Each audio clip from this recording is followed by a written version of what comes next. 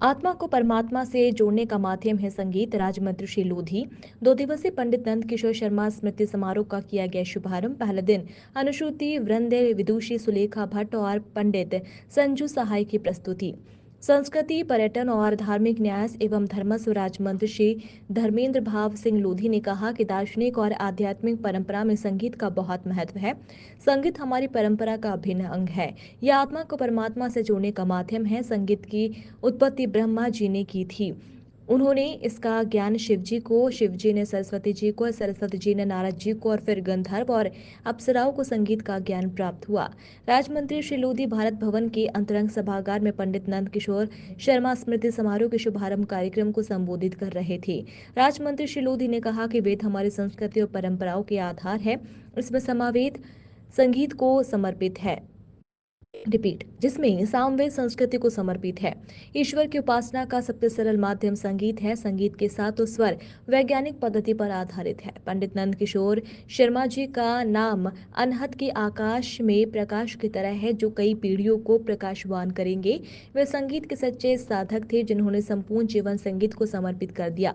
राज्य मंत्री श्री लोधी ने संगीत को समर्पित महान विभूति श्री नंद किशोर शर्मा को नमन किया। मध्य प्रदेश शासन संस्कृति विभाग के लिए उस्ताद अलाउद्दीन खां संगीत और कला अकादमी, मध्य प्रदेश संस्कृति परिषद भोपाल द्वारा सुप्रसिद्ध संगीतकार पंडित नंद किशोर शर्मा की स्मृति में 2 दिवसीय भारतीय शास्त्रीय गायन, वादन और नृत्य पर केंद्रित कार्यक्रम का आयोजन किया जा रहा है। कार्यक्रम के संचालक संस्कृति श्री NP नामदेव और अकादमी की निदेशक सुश्री वंदना पांडे भी विशेष रूप से उपस्थित रही। कार्यक्रम का शुभारंभ दीप प्रज्वलन कर पारंपरिक तरीके से किया गया। इस अवसर पर पंडित नंदकिशोर शर्मा के भाई श्री गौरीशंकर शर्मा का विशेष रूप से स्वागत और सम्मान किया गया। कार्यक्रम की पहली प्रस्तुति परंपरागत रूप से श्री अनूप शर्मा के निर्देशन में अनुश्रुति वृंद के कलाकारों द्वारा वंदना प्रस्तुत कर की गई।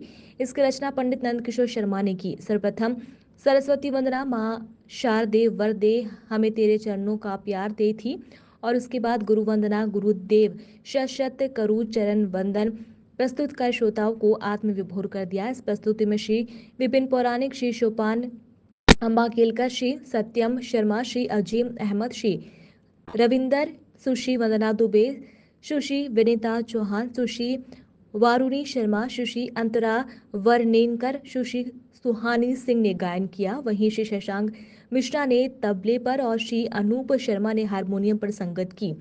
पंडित नंदकिशोर शर्मा स्मृति समारोह की पहली शाम की दूसरी सभा एकल तबला वादन रही। मंच पर नमूदार थे बनारस तबला घराने के सुप्रसिद्ध तबला वादक पंडित संजू सहाय। अपने परिवार की 6वीं पीढ़ी के अव्वल दर्जे के तबला वादक संजू सहाय देश ही नहीं बल्कि दुनिया भर के संगीतकों के साथ मंच साझा कर चुके हैं। इस समारोह में भारत भवन में मंच पर वे भोपाल के अपने चाहने वालों से चेहरे पर मुस्कुराहट और शब्दों में प्रेम से मिले।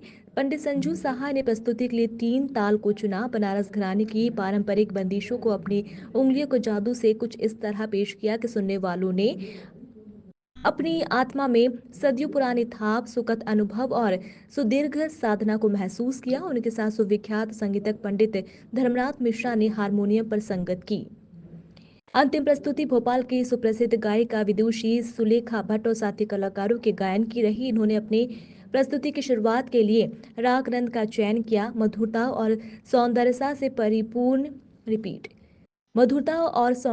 भरपूर इस राग में सुलेखा भट्ट ने मध्य लय रूपक ताल की बंदिश ढूंढू बारे सैया प्रस्तुत की। इसके बाद विदुषी सुलेखा भट्ट ने जब 3 ताल में द्रुत बंदिश पायल मोरी बाजे खनकती आवाज में पेश की तो रसिक श्रोता राग के अनुराग में डूब गए। अंत में उन्होंने कबीर भजन सुनता है गुरु ज्ञानी प्रस्तुत कर अपनी प्रस्तुति को विराम दिया। विदुषी सुलेखा भट्ट के साथ तबले पर डॉक्टर आशीष उपाध्याय, हारमोनियम पर पुणे के श्री उपेंद्र सहस्रबुद्धे और सुश्री कौशिका सक्सेना और सुश्री ऋतु पटेल ने तानपुरे पर संगत की।